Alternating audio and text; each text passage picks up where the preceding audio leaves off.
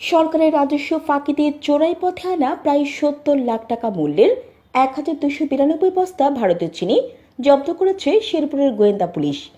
একই সাথে জড়িত ব্যবসায়ী রুহুল আমিনকে গ্রেফতার করা হয়েছে। সোমবার সন্ধ্যা থেকে রাত পর্যন্ত নালিতাবাড়ী থানা পুলিশের সহযোগিতায় ওই ব্যবসায়ীর একাধিক গোডাউনে অভিযান চালিয়ে এসব চিনি জব্দ ও জড়িতকে গ্রেফতার করা হয়। পুলিশ ওই স্থানের সূত্র জানায়, প্রায় ১ বছর যাবৎ উপজেলার বড়ুয়াজানি গ্রামের শের আলীর ছেলে কাকরকান্দি বাজারের মুদি মনোহারী ব্যবসায়ী রুহুল আমিন সরকারি রাজস্ব ফাঁকি দিয়ে চোরাই পথে ভারতীয় চিনি আমদানি করে দেশের বিভিন্ন এলাকায় পাইকারি বিক্রি করছিল। গোপন সংবাদের ভিত্তিতে সোমবার সন্ধ্যায় রুহুল আমিনের কাকরকান্দি বাজারস্থ ব্যবসা প্রতিষ্ঠানে যৌথ অভিযান চালায় শেরপুরের গোয়েন্দা পুলিশ ও নালিতাবাড়ী থানা পুলিশ।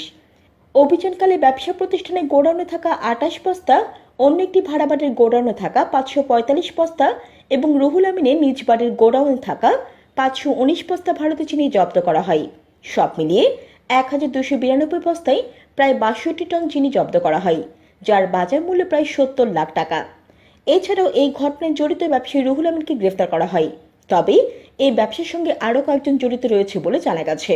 নাম প্রকাশ না করার শর্তে কয়েকজন মুদি ব্যবসায়ী জানান, নালিতাবাড়ী শহরের একাধিক ব্যবসায়ী ছাড়াও হালুয়াঘাটে কয়েকজন ব্যবসায়ী এবং নকলা শহরের ব্যবসায়ী শামীম ভারতীয় চিনি আমদানির সাথে জড়িত। এসব চিনি হালুয়াঘাট এবং নালিতাবাড়ীর একাধিক ভারতীয় পথে আমদানি করা হয়।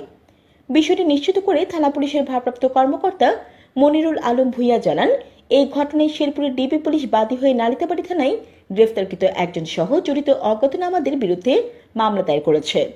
গ্রেফতারকৃত রুহুল আমিনকে আদালতের মাধ্যমে জেল হাজতে পাঠানো হয়েছে। জান্নাতুল আফসানা, চ্যানেল বাংলা।